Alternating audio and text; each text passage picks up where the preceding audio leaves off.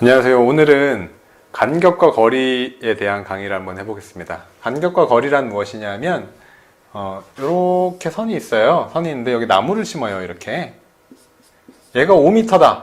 그러면 1m 간격으로 나무를 심으면 아이들은 간격이 5개가 생겨요. 1m면 하나, 둘, 셋, 넷, 5개가 생기는데 나무는 6그루를 심어야 돼요. 여기 각각의 간격의 첫 부분에 심고 나서 끝나는 부분에 심게 되죠. 이런 것들이 나눗셈이나 곱셈일 거라고 생각하고 쉽게 접근을 하면 착각하기가 쉬운 부분입니다.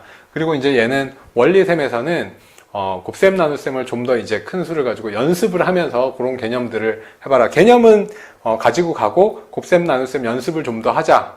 이렇게 된 내용이에요. 자, 문제를 한번 보시면 호수입니다. 얘는 시계가 아니고 호수예요. 호수에 100m의 호수에 10m 간격으로 나무를 심는다. 자, 나무가 몇 그루 되나 한번 볼게요. 1그루, 2그루, 3그루, 4그루, 5그루, 6그루, 7그루, 8그루, 9그루, 10그루가 되죠.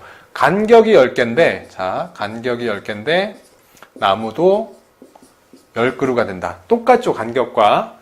아까 말씀드린 것과 얘는 달라요. 원모양으로 이렇게, 끝이 이어져 있는 닫힌 도형이 되면, 처음에 심은 나무가 마지막 간격의 끝이 되기 때문에 간격의 수와 나무의 수가 같습니다. 자, 그걸 확인한 다음에 이제 나눗셈 연습을 해보는 거죠. 자, 나무의 간격이 4m인데 호수는 92m다 하면 92 나누기 4를 계산한 게 바로 그루수가 되겠죠. 그죠? 그 다음에 나무의 수는 14그루인데 나무의 간격은 6m다 하면 14그루를 심는데 곱하기 6m의 간격으로 심는다 하니까 얘는 그냥 곱셈의 연습이 되겠죠. 그죠? 아까 개념을 정확하게 안 다음에 이런 문제를 풀어보게 되면 그냥이 아니라 그 개념을 가지고 나눗셈과 곱셈 연습을 하게 되는 거죠.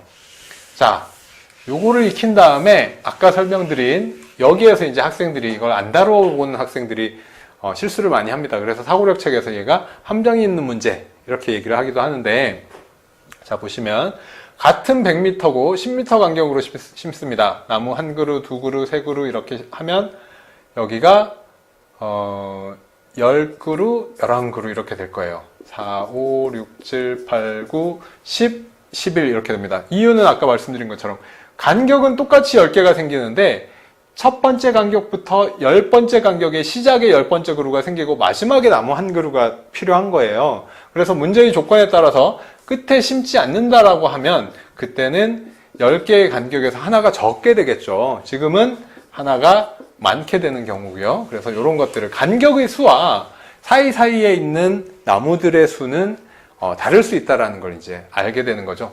이거는 사실은 아이들 중에서 너무 직관적으로 계산만 빨리 하려고 하면 실수가 생기지만 이거는 그림을 그려서 한번 해봐야 되겠다라고 해서 그림 그려 해결하기로 접근을 하면 사실 실수도 많이 줄어들고 원리도 내가 찾아낼 수 있는 문제이기도 합니다.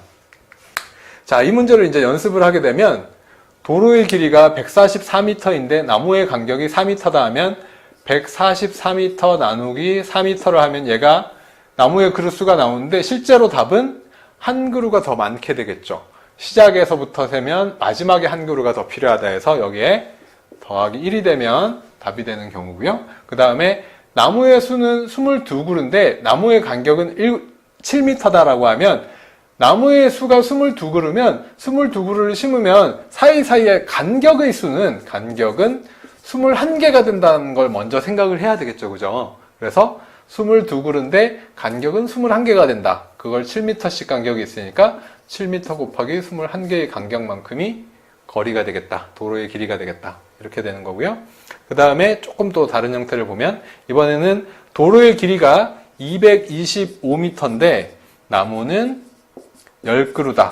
자, 비슷합니다. 얘랑. 나무가 몇 그루라고 할 때 간격이 몇 개다. 이렇게 알아냈던 것처럼 얘가 나무가 10그루다 하면 얘를 통해서 이 길을 9개의 구간으로 9개의 간격으로 나누려고 한다라고 하니까 얘를 9로 나누어서 간격이 몇 개가 된다. 그러니까 9개의 간격으로 나누면 한 간격당 몇 미터인지 할 수가 있겠죠. 그래서 지금 같은 형태의 개념들을 알아보면서 이렇게 곱셈, 나눗셈 연습을 하고 응용까지 해볼 수 있는 형태의 문제가 되겠습니다. 근데 이 문제는 이렇게 간격만 할 수 있는 게 아니라 다양한 형태로 아이들이 이제 문제를 만날 수 있는데요. 이런 것도 한번 보시면 15층을 올라간다. 그런데 한 개 층을 올라가는데 걸리는 시간이 4초가 걸린다. 그러면 1층에서 시작해서 15층을 가는데 몇 초가 걸릴까? 자, 1층에서 출발해서 15층을 가면 이것도 역시 15번을 올라간다고 생각하기가 쉬운데 0에서 시작하는 게 아니라 1에서 시작하는 거죠. 그죠? 그러면 14개 층을 올라가는 거예요. 실제로 곱하기 4 이렇게 이제 해야 되는 거고, 얘는 통나무의 길이가 240cm다. 이때 한 도막을 30cm씩 자르려고 한다. 한 번 톱질하는데 걸린 시간이 얼마일까? 아까 10에서 빼기 1이 되는 경우도 있다고 했는데 얘가 바로 그런 경우입니다.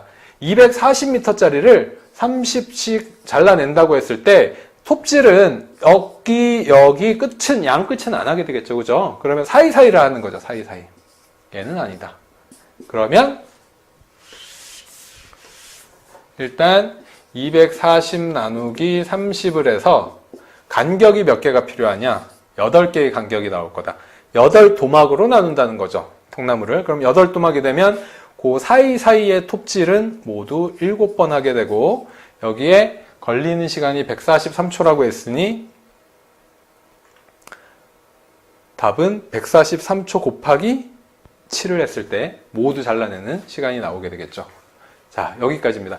이렇게 간격과 길이 또는 간격과 사이의 개수는 다 곱셈 나눗셈으로 계산이 되는데, 거기에 빼기 1이 된다든가 더하기 1이 된다든가 모양에 따라서, 소재에 따라서 아이들이 생각해야 되는 사고가 필요한 문제들이 있습니다. 그렇게 어렵진 않은데 이걸 한번 알고 다양한 문제를 풀어보면 참 재밌는 문제이기도 합니다. 어떤 면에서는. 네, 이상입니다. 감사합니다.